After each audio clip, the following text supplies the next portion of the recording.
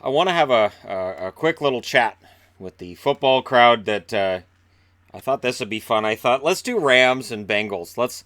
I thought I still had my Bengals hat here. It turns out that I've actually packed it. I cannot find. I have multiple Bengals hats. Can I find one? No, it looks like they're all packed away. I'm in the process of moving. A lot of our stuff gets moved next week. So here I am with Bengals. This is an old Carson Palmer jersey and my Rams hat, which matches the Bengals one I can't find. So yeah, I'm mixing and matching teams again because that's kind of a fun thing to do, and it breaks people. But I want to talk about something that's very simple. I don't need to have a whiteboard up and explain why. So, where I talked about the Patriots and I said, the greatest dynasty I think in the history of sports. Immediately, people are like, "Didn't hear about Bill Russell? I remember the Celtics. Remember the Lakers? He hasn't heard of the Montreal Canadiens back in the '60s."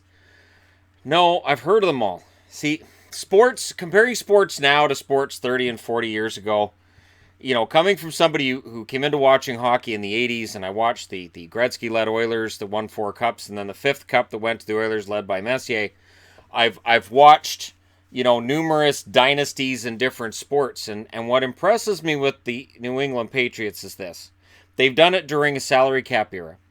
They have done it during an era where there's never been a greater ability for players to just move and change teams.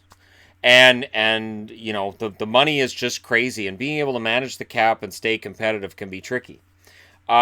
This is a time where there's so much videotaping going on, and I know people are going to say, "Oh yeah, we know about the New England Patriots and the videotaping." Hey, look, if you want to talk about teams cheating, I think they all do it in football. I get the feeling in the NFL that cheating, Bengals got caught, or not Bengals. I'm looking at my Bengals jersey. The Patriots got caught. I really don't think that it's something that other teams don't do. Do they all cheat the same way? Nah. Do they all cheat? Probably on some level, yeah. It's a very competitive sport. You have 16 games in a year, and then you're done. You don't have any room for error. It's not like hockey where you got 82 games. It's not like baseball where you got 6, 7, 8, 900 games in a year. I think they have. It's a lot. There's too many baseball games. That's part of the reason that baseball's just. It's hard to keep interest for a full season. It's like you get excited around training camp and all right, it's opening day, yay! All right, now wake me up in September because there's gonna be a lot of crap that happens between now and then. I don't really care. Just let me know who's still in the race in September. I didn't always feel that way about baseball, but at some point you have to kind of say, all right, which sport is more important? And for me, baseball just kind of lost out. Football never really has because there's only 16 games in a season because every game is that important. Your quarterback is that important.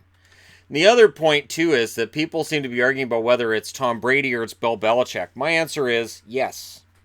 It's both. Now, Belichick's great, but if you had Kyle Orton as his quarterback, probably not winning a Super Bowl. If you had Jim Everett as his quarterback, probably not winning a Super Bowl. If it's Tim Tebow, probably not winning Super Bowls. My point is, you have to have a pretty darn good quarterback to win that many championships, and you have to have a pretty good coach who implements systems that are ahead of the other team. Remember what I said. You got more videotapes, more guys watching tapes, so guys know what the other team's going to do. You know their pattern. You go, okay, really, realistically, they're going to run here, they're going to throw here, you're going to know what's going to happen. And the teams that usually finish near the top are the ones that are kind of unpredictable. The one game, you'll be like, wow, they hardly threw it all. And the next game, they're almost all throws. Or at the very least, they mix it up really, really well.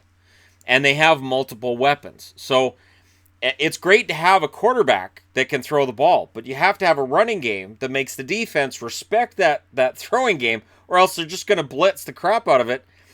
And your quarterback's going to be eating turf. No matter how solid your offensive line is, eventually that defense will eat through it if you don't have a running game that they have to respect.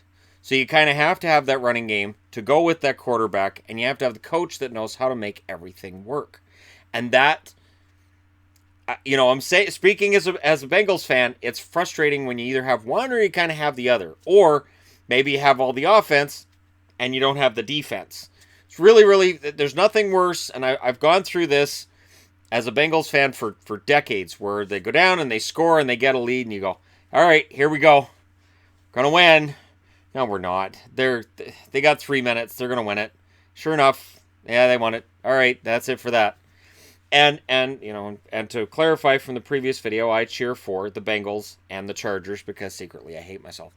If I had a third team, it would be the Rams, and that's it. I don't have a whole lot of fan. I like the Green Bay Packers. I think the Green Bay Packers are a fun team to follow. One of my favorite jerseys in football, if you can have a favorite jersey. I don't mind the Bengals one. I know a lot of people see it as ugly because it kind of sort of is. Even the Bengals hat, which has the Bengals logo here and the B, and it's kind of a nice yeah, it's still kind of ugly. I got to admit, it's kind of ugly. But for me, what the Patriots have done between a balanced team, staying under the cap, maintaining the best quarterback in sports, arguably the best quarterback ever, either it's his conditioning or the team protects him. It's one or the other, or it's both. So the team protects him from eating the turf 15 times a year like some quarterbacks may, which wears your body down, or he has superior conditioning above and beyond everybody else.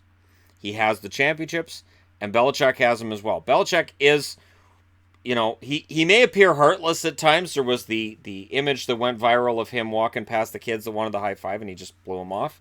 But yet, that's him. That's his character. So, for me, I don't see a team that I say, yes, they've existed in a salary cap era where there's a lot of coaches watching video, where it's you know, because again, back in the 80s, you know, you could have, going back to hockey, you could have the Edmonton Oilers out on the ice and all these megastars. There's no way you keep that team under the cap now. You look back to old New York Yankee teams. There's no way all those egos would exist with today's money. There's no way that they could all coexist in the same locker room.